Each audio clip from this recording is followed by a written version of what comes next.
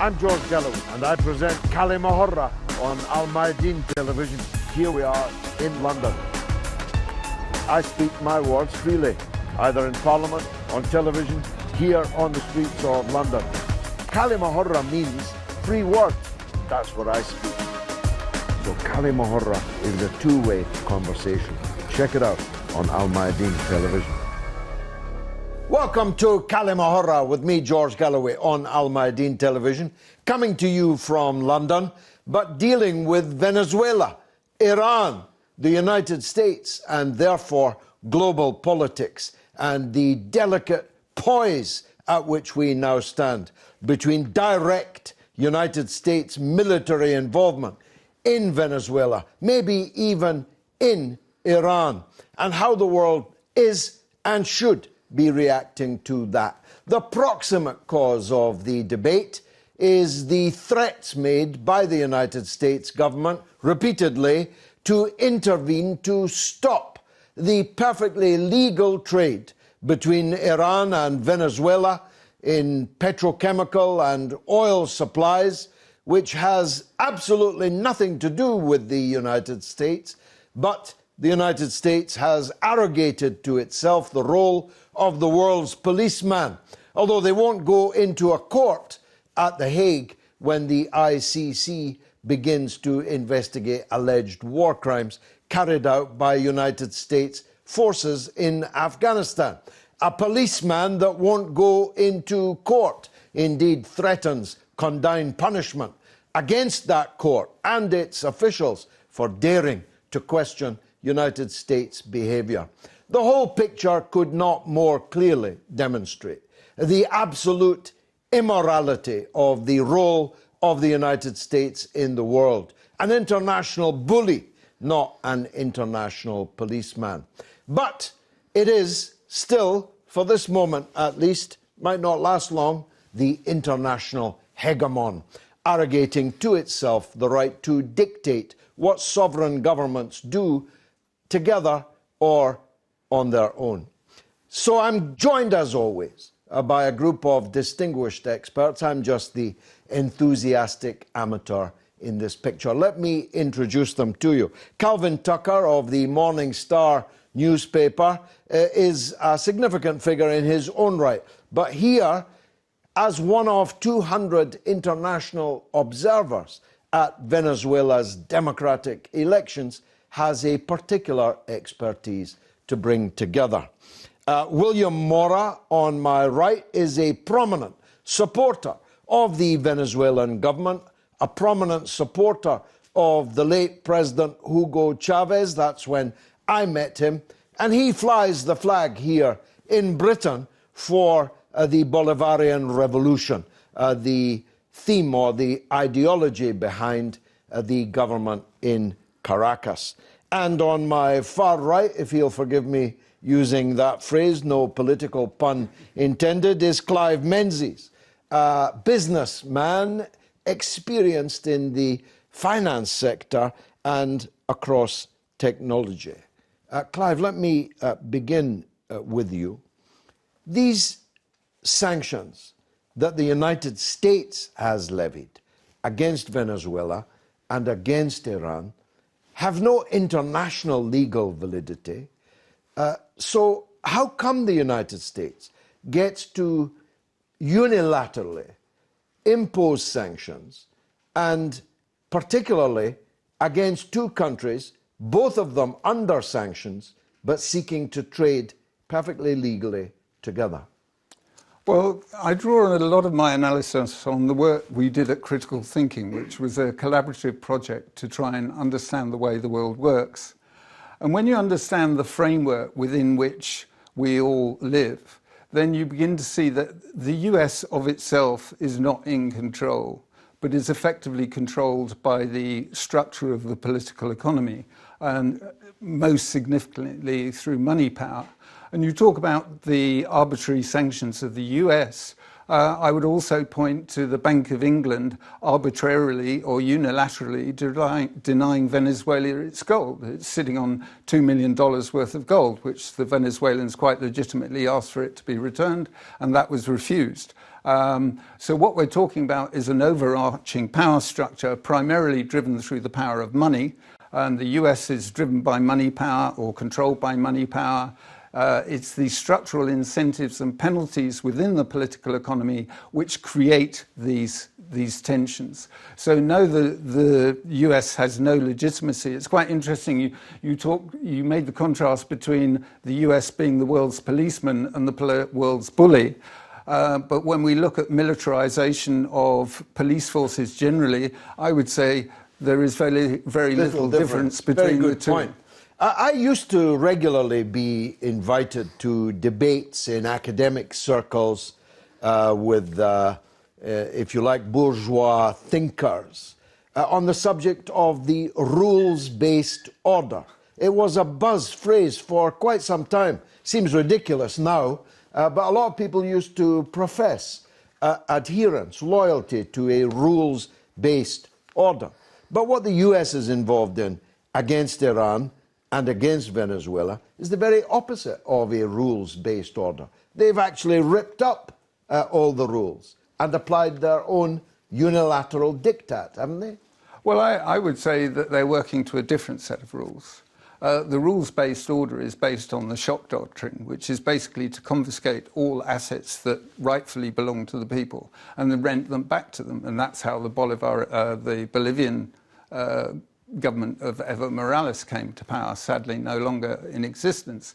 And if you look at what's happened progressively across Latin America, the Middle East was something of a distraction from 9/11 onwards because it kept the focus on the Middle East. In that time, you saw the genesis of some real grassroots, I hate to use that word because it's manipulated, but from the bottom up under Hugo Chavez, you had this surge of people power that actually started to control its own destiny and fostering similar movements in Ecuador, in Bolivia, and in Argentina. All that has now been swept away, and Venezuela is the last standout, if you like, as is Iran in the Middle East, along with Syria, where obviously the US hegemony and imperial ambition has been thwarted. But it hasn't gone away, though. It hasn't gone away, and I think that what we're seeing actually, because this has a context of the global financial system, and that is currently being deliberately collapsed.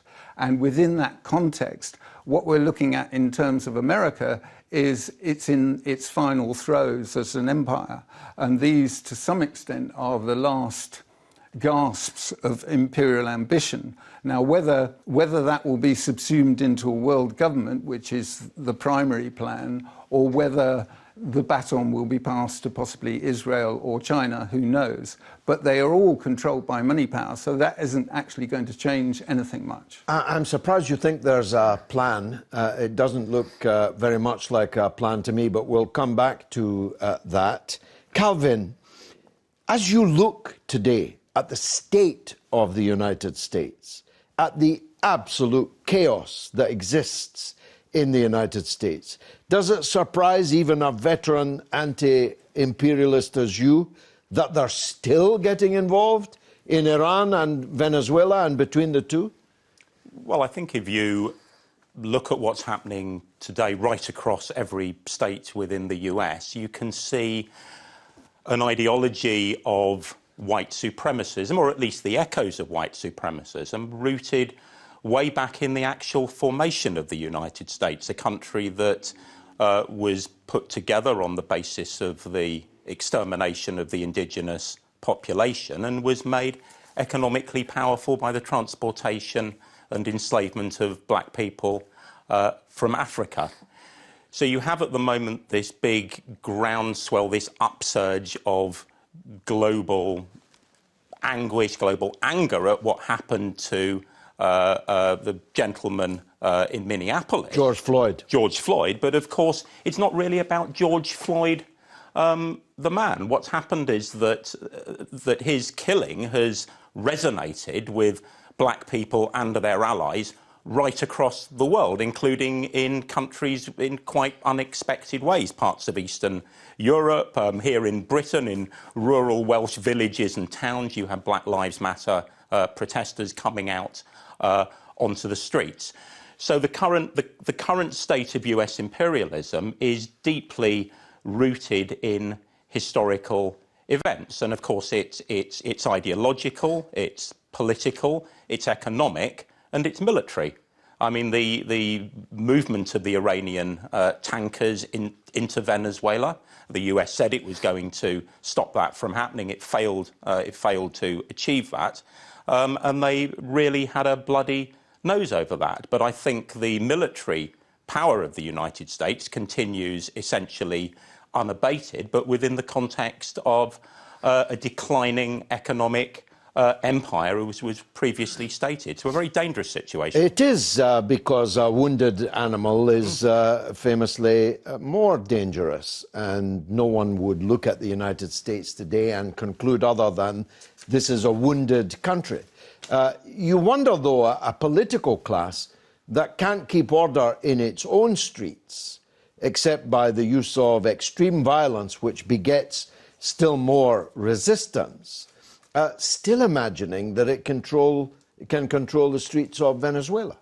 Well, it's quite extraordinary. I memean, ever since the attempt to install Juan Guaido as the president of Venezuela about 18 months ago, 18 months on, Guaido does not control a single hospital, a single civil servant, a single policeman, a single army unit, absolutely no aspects of the Venezuelan state. And yet that individual is recognised as the lawful president of the country by about 50 countries worldwide. These countries call themselves the international community. Of course, that's ludicrous. There's 200 countries in the world, which means 150 countries recognise the legitimate, elected president of Venezuela. Yet that does not stop this absolutely appalling sanctions regime affecting every aspect of the Venezuelan economy. And people don't know this, but those sanctions weren't actually brought in by Trump. They began in 2015 under Obama.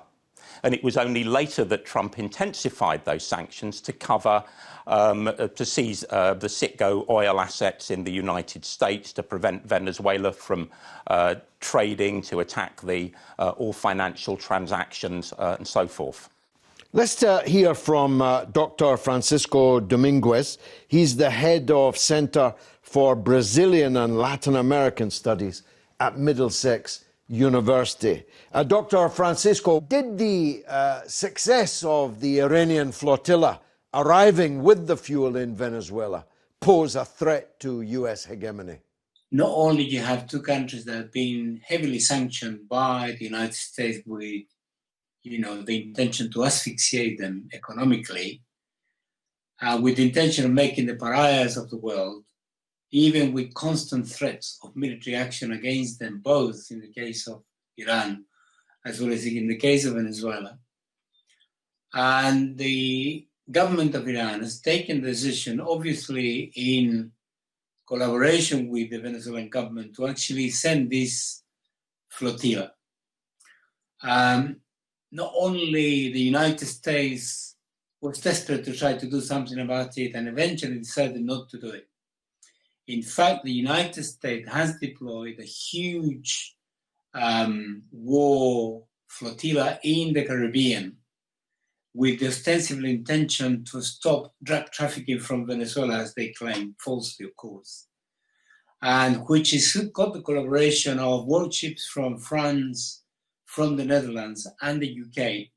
This involved warships, helicopters, warplanes, submarines, God knows what. And they were right in the vicinity, and one after another of these tankers just went through. And more important, that this was revealed by the Venezuelan government itself, the military escorts that escorted the various tankers one after another went outside the special economic zone of Venezuela, that is to say, went into international waters to make sure that they were ready to offer any protection were the United States to attack, and they went in. Now, this doesn't end the blockade against Venezuela, but it massively dents it, But more important than in terms of the specifics of the blockade itself, economically, financially, and so on, energetically speaking, I think the most important significance is symbolic. The inability and paralysis of the United States, of the world's most radical right-wing government ever, after threatening repeatedly, they ended up doing literally nothing. And I think that's a huge blow, and it offers possibilities for many countries around the world. And it's going to change the world quite dramatically, because it's likely to happen again and again and again, not necessarily only between Venezuela and Iran, but I'm sure between Venezuela and others, Iran and others, and many other countries and others, because it's totally unacceptable. The United States uses extraterritorial military threat to impose its illegal will and criminal will on countries that all they want to do is trade and collaborate peacefully. William, it's your country.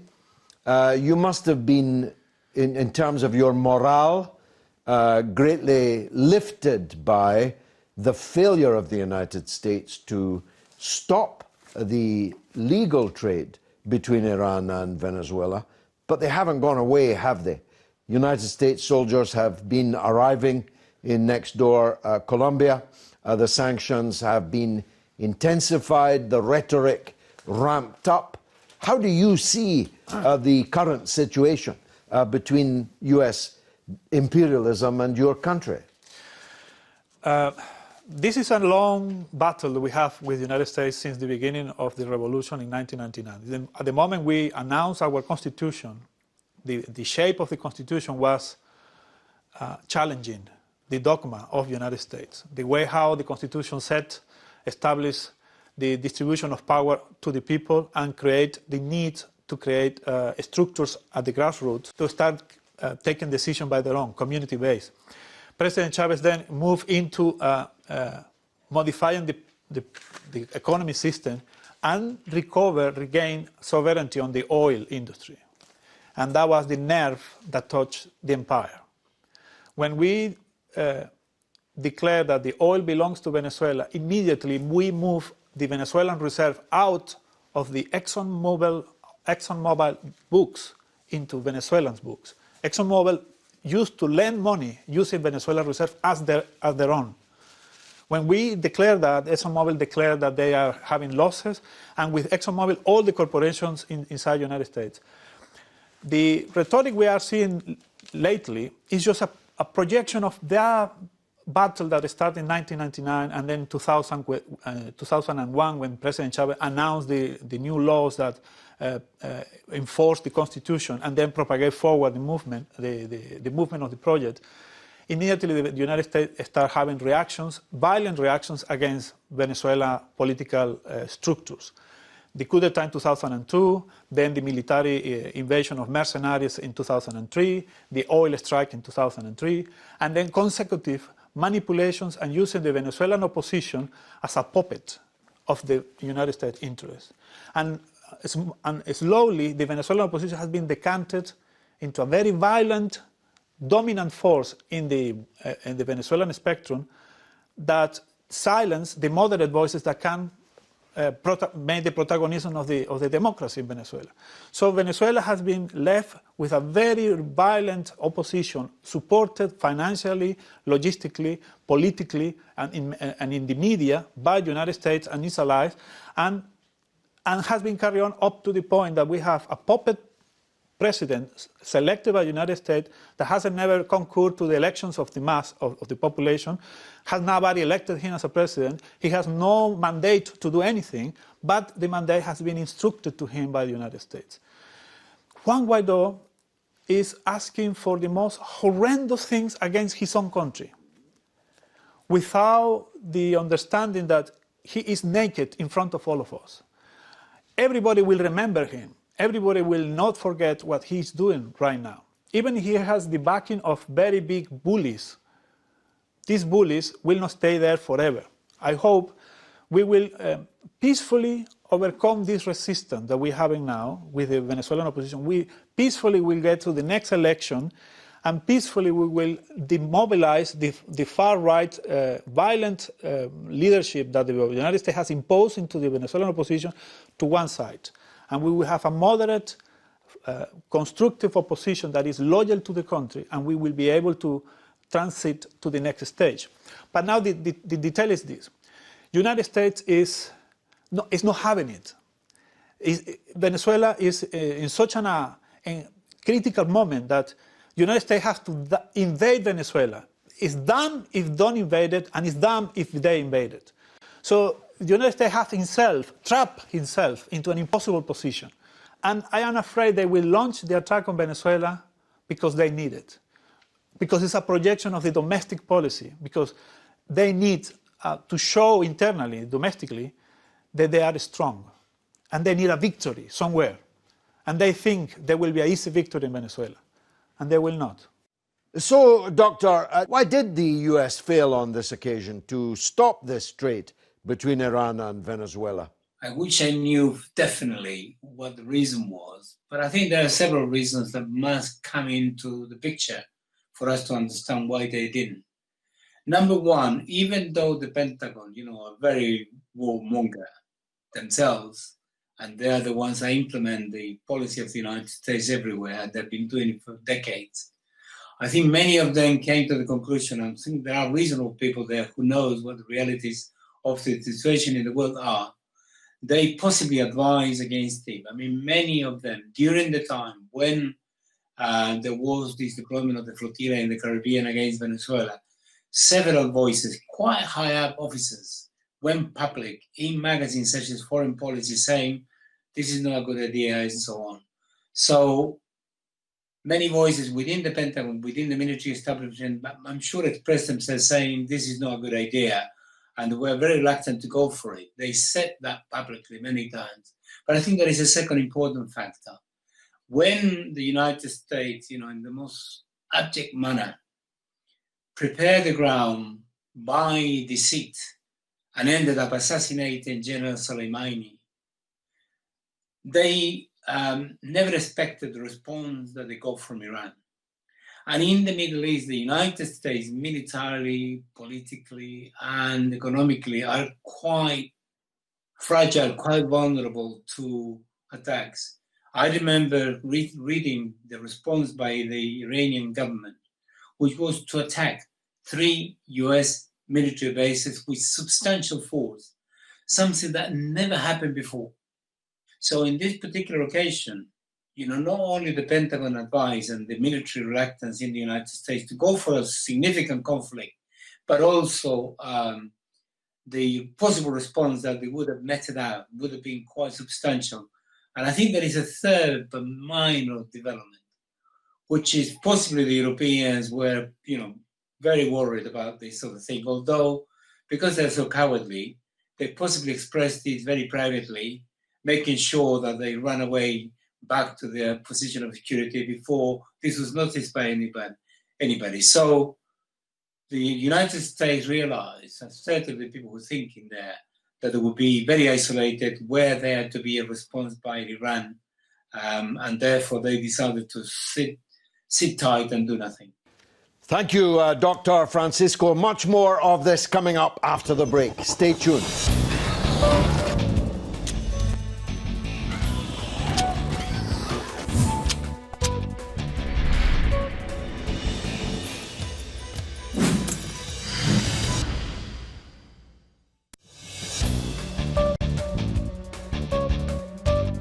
You're watching كلمة with me, George غالاوي, on AlMayadeen television, coming from London, but discussing the US hegemon and its aggression, particularly against Iran and Venezuela, and even more when Iran and Venezuela begin to cooperate. Calvin, we've seen this, of course, before, those of us old enough to remember. The purpose of these sanctions and economic destabilization is to make the economy scream in the country that's being targeted, or make the people rather scream. We saw it in Chile in the run-up to the overthrow of President Allende. We've seen it in many places. But it isn't making Iran scream, and it isn't yet making Venezuela scream. Does that then lead in the direction that William thinks that it might, of having to take direct military action.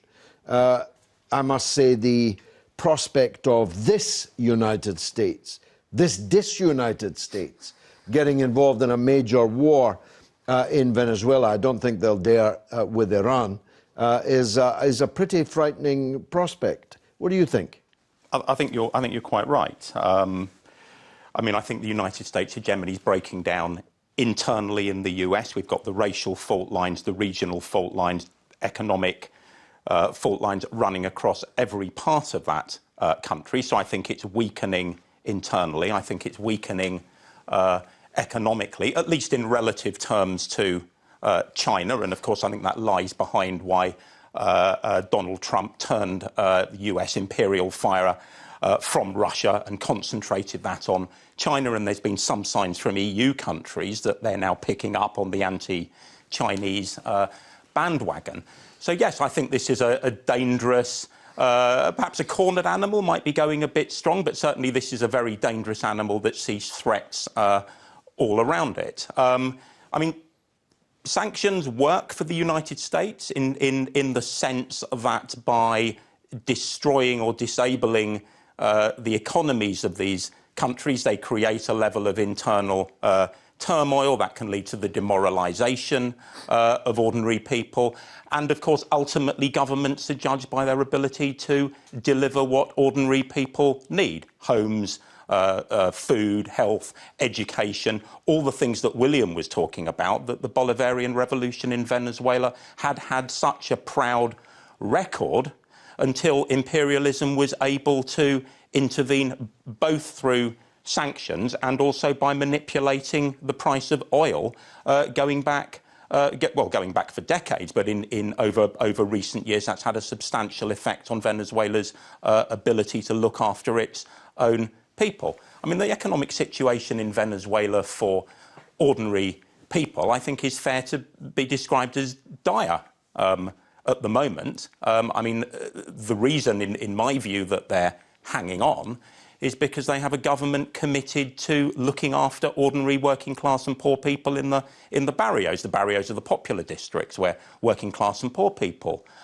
live, and they have a distribution, it's monthly, I think, of something called the CLAP food hamper. So this provides basic rations for ordinary Venezuelans, so people are being, by and large, fed.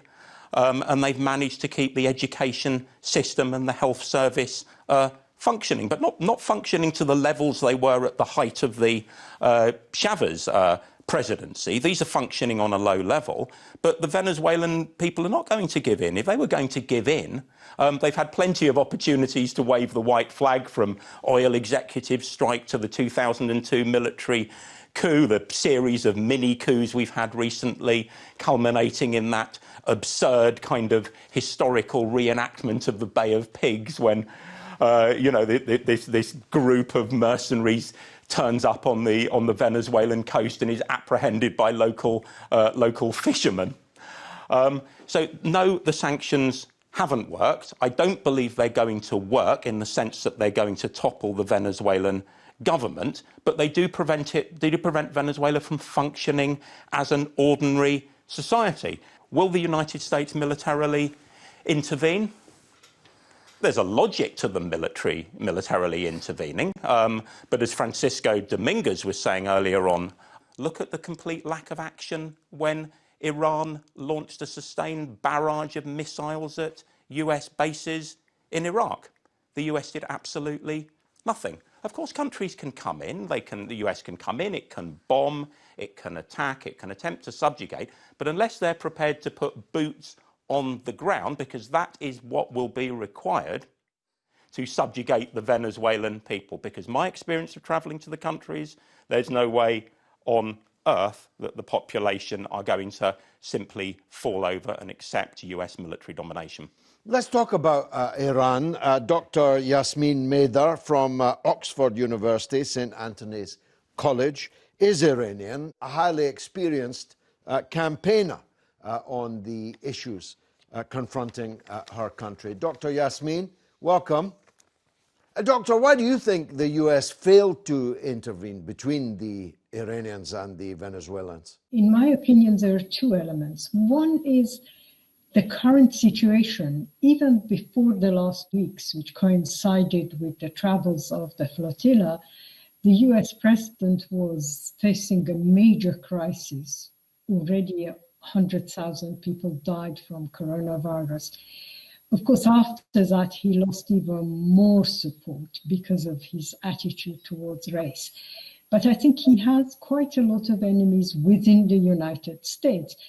Former defense minister matters. So you see a situation which was unique, probably historically. There is, in addition, the threats that Iran had replied to by saying we will not start a war, but we will retaliate should there be an attack on the flotilla. The combination, I think, has meant this policy. We have to be careful. The US is now planning sanctions on all tankers going to Venezuela and tanker companies associated with the 5 tankers. So we are at the beginning of this whole episode in some way. Some see the failure of the United States successfully to intervene to mean a real change in the international environment. How far do you think this shake-up will go? It really depends. I think at the current moment in history, the US president is extremely isolated, and he has made himself isolated, both internally and internationally. And that has given this opportunity. And of course, we are going to see a major economic crisis that will have long-term effects on the US economy and global economy, global capitalist economy. And therefore, there is talk of the rise of China and other international issues. Having said all that, I think the US remains the hegemon power in the world. And we have to see what happens in November.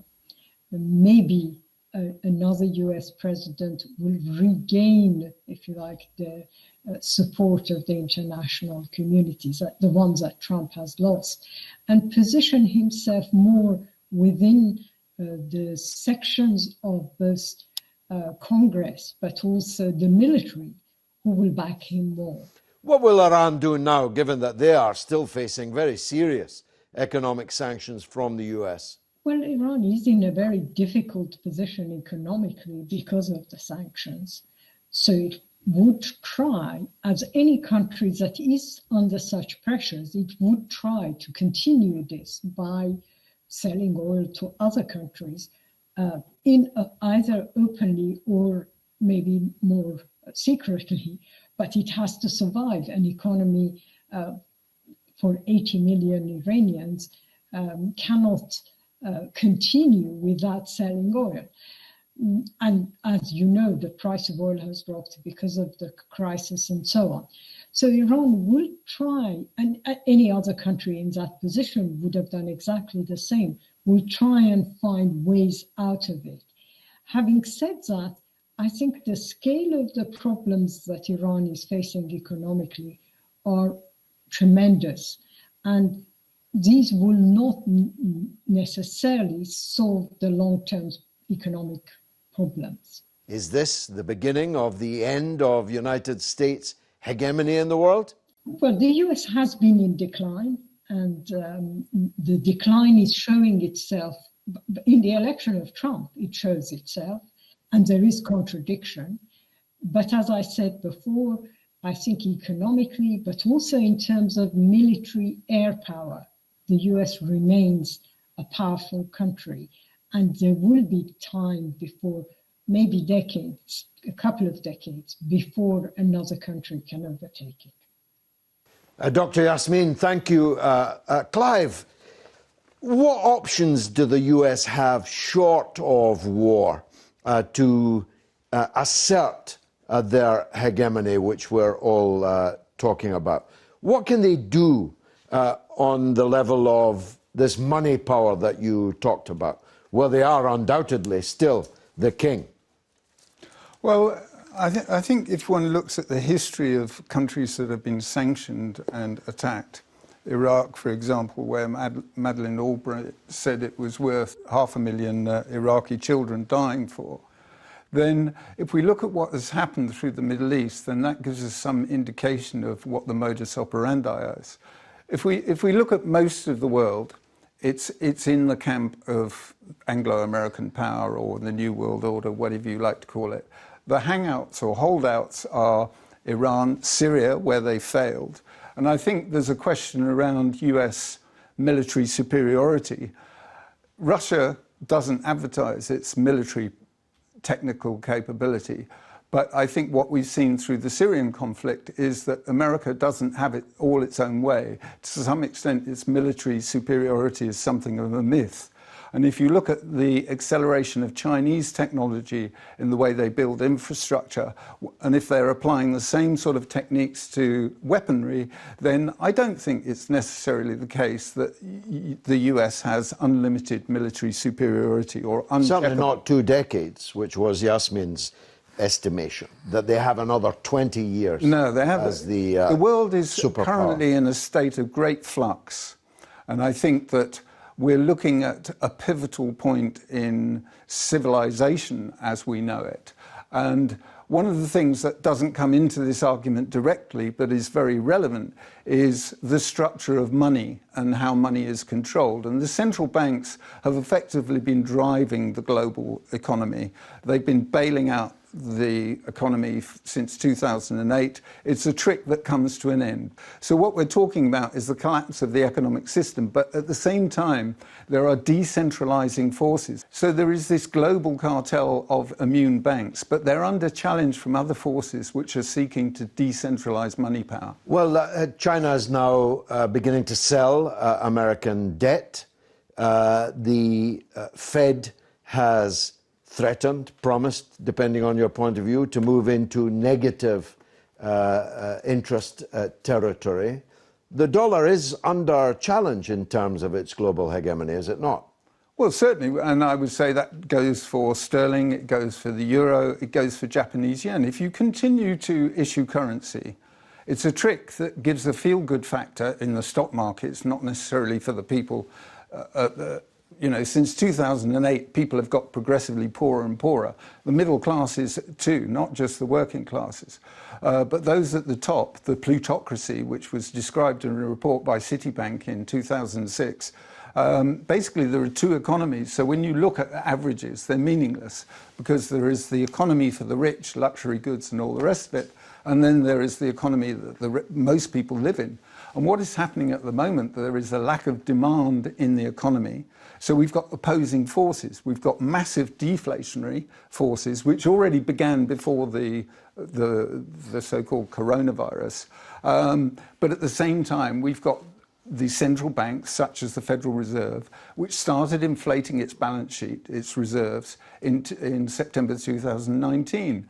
And sooner or later, money is all about confidence. And when confidence goes, that's when everything falls apart. And that's why you're hearing Mark Carney, who's now moved to responsibility for climate and money, talking about a digital currency, a global digital currency related to energy. So the money power has a plan, which is a global currency, but there are also decentralizing forces, self-interested forces that are doing this out of self-interest, that are actually chipping away at this concept of centralized money, which has been with us for hundreds of years. Let's get a view from across the Atlantic from Wyatt Reed, who's in Washington, D.C. He is a D.C.-based journalist who focuses on Latin America, but he's also the producer of By Any Means Necessary on Radio Sputnik and a frequent contributor to The Grey Zone. Wyatt, welcome to the show.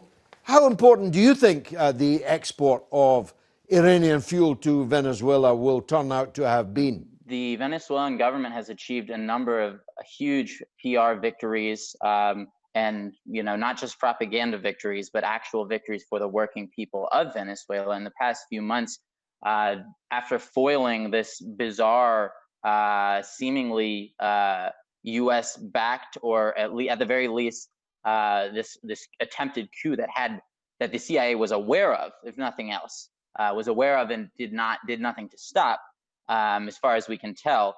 In addition to this sort of Bay of Piglets, as it's being described, just a few months ago, we now have Iran and Venezuela cooperating together to alleviate these tremendous gas shortages. We recently spoke with Venezuelan Foreign Minister Jorge Ariasa. He described this campaign, this fight, this battle being waged as tremendously important to the Venezuelan people, and as really sort of the first step in this new economic order that Venezuela and other non-aligned movement countries are hoping to lay out going forward. So yes, tremendously important, not just for the Venezuelan people. In addition to the gasoline, we now have crucial parts that are going to be able to repair Venezuela's oil refineries and get that sector back in motion. So important from the perspective of just allowing mobility within Venezuelan society and also getting that country's economy back up and running. How is this being portrayed in the US? Do people know about it? What do they think about it?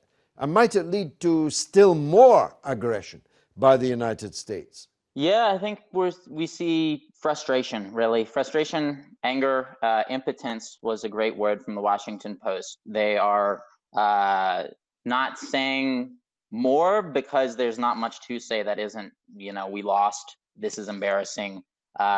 So, we're seeing a move yesterday, this was reported in Bloomberg, to prepare, the Trump administration is preparing sanctions on as many as 50 oil and fuel tankers as part of an effort to cut trade between Iran and Venezuela, according to a person familiar with the matter. So unclear who exactly that is. This is Bloomberg reporting it. And sanctions, again, predictable, right? But this is kind of the point of the whole struggle that we're witnessing. The sanctions are their only recourse at this point. And they've already been proven really to not be willing to back it up with the military force that would be necessary to make this more meaningful.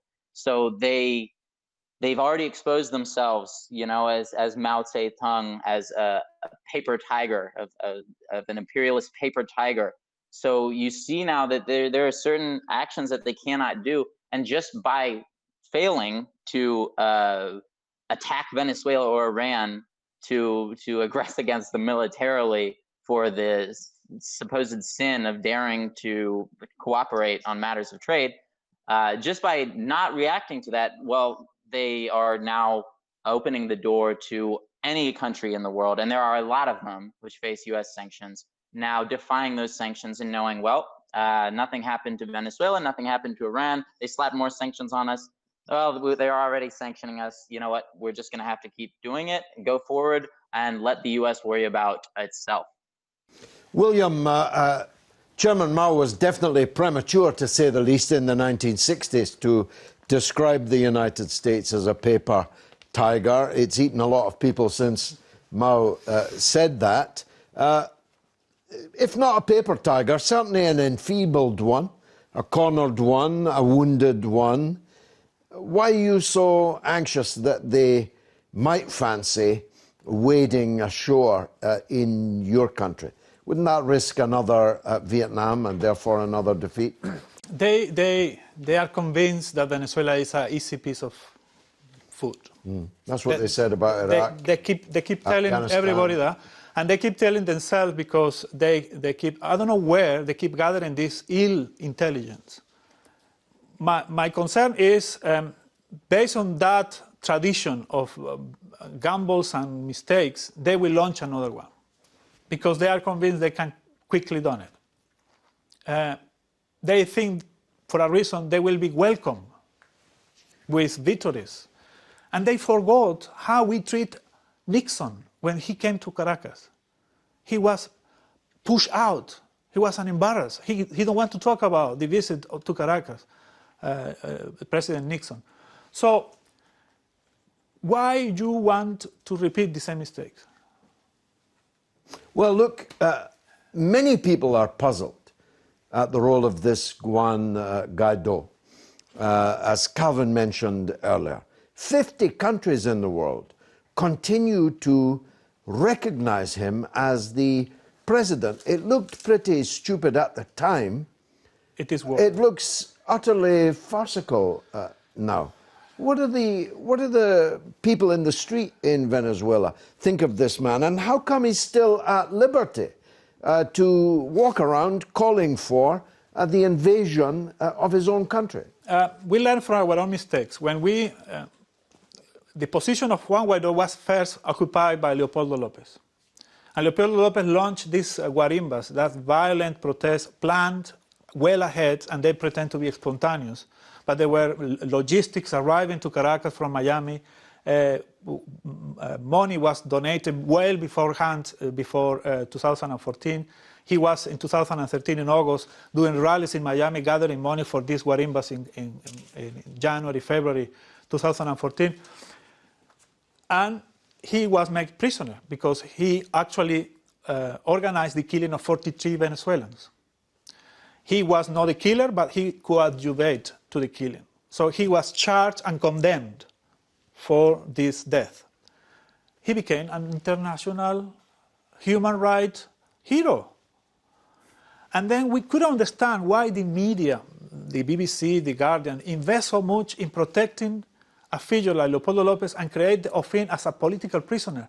No, this guy organized the killing of Venezuelans. He is a criminal. So we couldn't detangle these two. And it was impossible to offer more evidence that convinced the media to reverse the situation, because it was a political plot. So the same thing is happening with Guaido. So Guaido will be potable again, will become a political asset again if he became a prisoner. So we cannot put him in jail, unfortunately. He has all the records to be in jail long time ago. But at the moment we put him in jail, he will become, instead of a liability, became an asset again. And we don't want to give that to them. And the other thing, he's totally impotent. He cannot do anything. He's a laughable stock. So in terms of legal stuff, he should be in jail. I think he will be in jail eventually. Last question for all of you, and very briefly, with 2020 vision, if we were to hold this program again, say in 2 years' time, will the United States have prevailed either in Iran or in Venezuela? Calvin. It's always a risk at predicting the future, George, but I'll have a go. The answer is no in either case.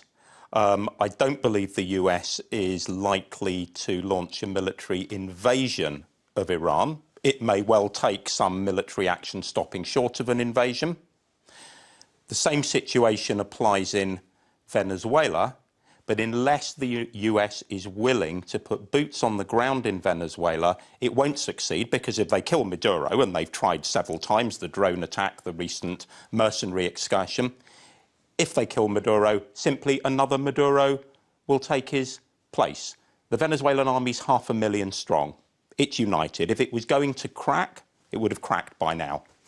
10 times that many civilians are organised in citizens' militias. These people are highly motivated, highly politicised. They understand what the issues are, and they'll fight. If the US goes into Venezuela, there will be a catastrophic bloodbath. But even if they did, they still won't win. Clive. I similarly am loath to make predictions, but I'd say this is a question relating to the world rather than specifically Venezuela. The world is in a state of transition, and we're going to go through the Western world, something that we've not experienced in our lifetimes, but our parents' generations experienced, the sort of dislocation that arises from economic collapse and internal warfare. So I think if the forces of decentralization prevail, then Venezuela and many more countries will be free, all of those that have been under oppression, whether we're talking about the Kurds across the Middle East or the Palestinians. If the forces of decentralization prevail, then we're looking at a much better world for everyone, including Venezuela and Iran. William, last word to you. We have to embrace for impact. The situation will get very bad in some point in this year, next year. The United States is launching a massive bailout of $9 trillion into the economy and will create a massive inflation factor inside the United States. That is my perception of the crisis. So the foreign policy of the United States is a reflection of the internal policy, domestic policy. The only thing I want to say is in 2 years' time, only solidarity between nations will help us to get through. This is a massive shock wave coming. We have to embrace for impact and we have to embrace together. So the solidarity that I see between Iran and Venezuela, I bless it. I bless it heartfully. Because even in the most dramatic circumstances, with the most atrocious penalties, with more punishment in our ways, we help each other and we want to everybody understand that regardless of the language, the religion, the pole of the planet you live, if we help each other, we will get through this together. Fasten your seatbelts. Embrace for impact. It's been marvellous for me. I hope it was for you. I've been George Galloway. This is AlMayadeen Television, and you have been a wonderful audience. Thanks for watching.